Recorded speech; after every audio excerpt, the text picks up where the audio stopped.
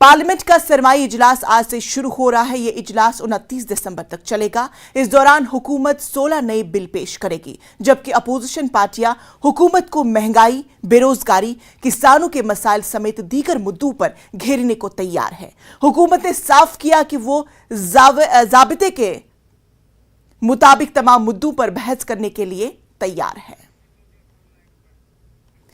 तो इस पूरे मामले पर हमारे साथ बात करने के लिए दिल्ली से हमारे नुमाइंदे रवि सिसोदिया हमारे साथ जुड़ चुके हैं। रवि सिसोदिया, आपसे जानना चाहेंगे कि आज से सरमाई इजलास शुरू होने वाला है और क्या कुछ तैयारियां अपोजिशन की जानिब से?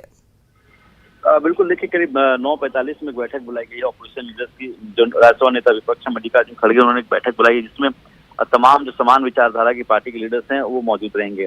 जहां तक मुद्दों की बात करें तो कश्मीर का मसला है, जिसमें लॉ एंड ऑर्डर है वहां पे, और कश्मीरी पंडितों पर जिस तरह से हमले हो रहे हैं वो एक बड़ा मसला है जिसको कांग्रेस उठाना चाहती है। कल एक सर्वदलीय बैठक बुलाई गई थी, उस बैठक में चर्चा की गई कि कौन कौन से मुद्दे होंगे, उस पर चर्चा की गई थी।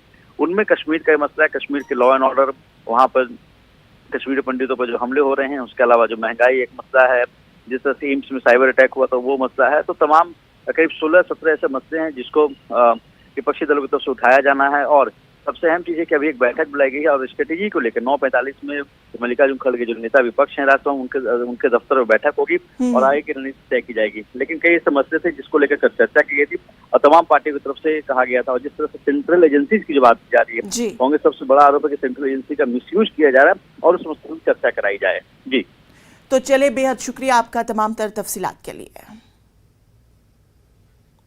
त्राल के पहल चकलापुर